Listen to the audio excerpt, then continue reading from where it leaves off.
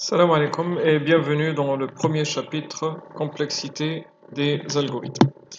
Dans ce chapitre, on va définir et mesurer la complexité des algorithmes, lequel est efficace, meilleur, rapide. Ce que nous allons voir dans ce chapitre va nous accompagner le long de ce module. À chaque fois qu'on rencontre un algorithme ou qu'on conçoit un nouveau, on va se poser la question, est-il efficace? Peut-on le rendre meilleur, plus rapide? Voici donc le sommaire de ce chapitre. D'abord quelques définitions, puis on passe à la pratique dans la section 3, mise en œuvre, et on terminera avec les formes de complexité, ainsi que les complexités polynomiales et exponentielles. Voici les questions qu'on va se poser dans ce chapitre. Comment mesurer et comparer la performance des algorithmes? Peut-on les rendre plus performants? Deux critères sont utilisés, même si dans ce chapitre on va se concentrer sur la complexité temporelle, c'est-à-dire le temps d'exécution. Il y a aussi la complexité spatiale, l'espace mémoire, utilisé par l'algorithme, qui est d'ailleurs plus facile à mesurer. Eh bien, imaginons maintenant que nous avons deux algorithmes qui font la même chose et qu'on voudrait donc comparer, savoir qui est le plus performant. Va-t-on prendre un chronomètre et mesurer leur temps d'exécution en secondes ou en millisecondes? Eh bien, ce n'est pas aussi évident que ça, puisque le temps d'exécution, cette mesure dépend de la machine. On peut utiliser donc deux machines de fréquences différentes, et donc la comparaison sera erronée. Ça dépend aussi du système d'exploitation, et aussi du langage de programmation. Si on prend un même algorithme et qu'on programme avec le langage C et on programme aussi avec le langage Java, l'implémentation faite en C sera plus rapide. Entre guillemets, le langage C est plus proche de la machine que Java. Il y a aussi bien sûr la taille du programme ou du problème à traiter. Eh bien, la solution se trouve dans cette définition. Il ne faut plus mesurer la complexité temporelle en secondes, mais on va considérer la complexité comme étant le nombre d'opérations élémentaires exécutées par un algorithme en fonction de la taille du problème. On va donc compter le nombre d'opérations élémentaires exécutées. Ce n'est pas le nombre de lignes d'un algorithme. On peut avoir un algorithme qui est composé de 5 lignes, qui est moins rapide qu'un autre qui est composé de 100 lignes, parce que celui de 5 lignes contient des boucles ou de la récursivité. Formellement, donc, on obtient cette formule, T de n est égal à F de n. T, c'est la complexité. N, c'est la taille du problème. Ça peut être un tableau de taille n à trier ou à manipuler. Et F, une fonction mathématique. Voici quelques exemples de fonctions qu'on peut donc trouver.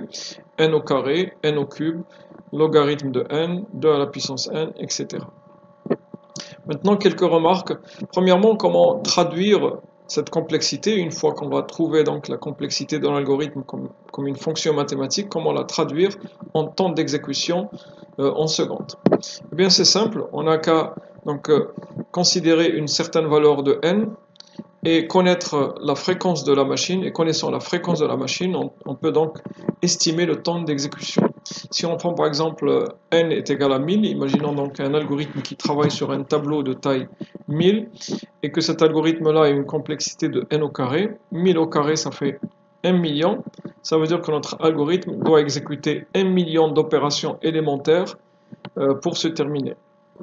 Donc si on a une machine qui a une fréquence de 1 GHz, 1 GHz veut dire 1 milliard d'instructions par seconde, on divise 1 million par 1 milliard, et on trouve 10 puissance moins 3 secondes. Ça veut dire que le temps d'exécution estimé est de 1 milliseconde sur un tableau, ou bien sur un problème de taille n est égal à 1000. La deuxième remarque, c'est comment faire la comparaison entre ces algorithmes. Imaginons que nous avons deux algorithmes qui ont le premier une complexité de n au carré et le deuxième de n au cube. Et comment va-t-on les comparer pour savoir qui est le plus rapide?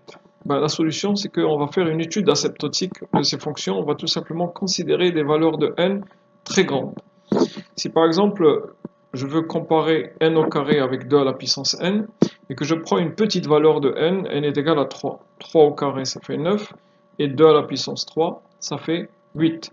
Ça veut dire que l'algorithme qui a la complexité n au carré va exécuter 9 opérations élémentaires, alors que l'algorithme qui a la complexité 2 à la puissance n va exécuter seulement 8 opérations élémentaires. Donc, il semble bien que cet algorithme-là est plus rapide que celui qui a n au carré. Par contre, si on prend des valeurs de n très grandes, là on voit bien que c'est le contraire. Par exemple, pour n égale à 1000, 1000 au carré ça fait 1 million, et 2 à la puissance 1000 c'est un nombre inimaginable, très très grand.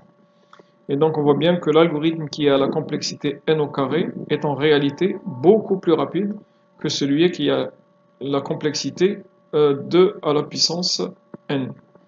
D'ailleurs, je vous le dis dès maintenant, dans la pratique, les algorithmes qui ont la complexité n au carré, pour des valeurs de n assez grandes, 10 000 ou 100 000, ça dure quelques minutes. N au cube, c'est quelques heures. La complexité logarithmique est très rapide. C'est des millisecondes, voire même des nanosecondes. Par contre, la complexité 2 à la puissance n, c'est tout le contraire. Pour des valeurs de n de 10 000 ou plus, c'est, tenez-vous bien, des milliards d'années. Ce sont donc les fameuses complexités exponentielles.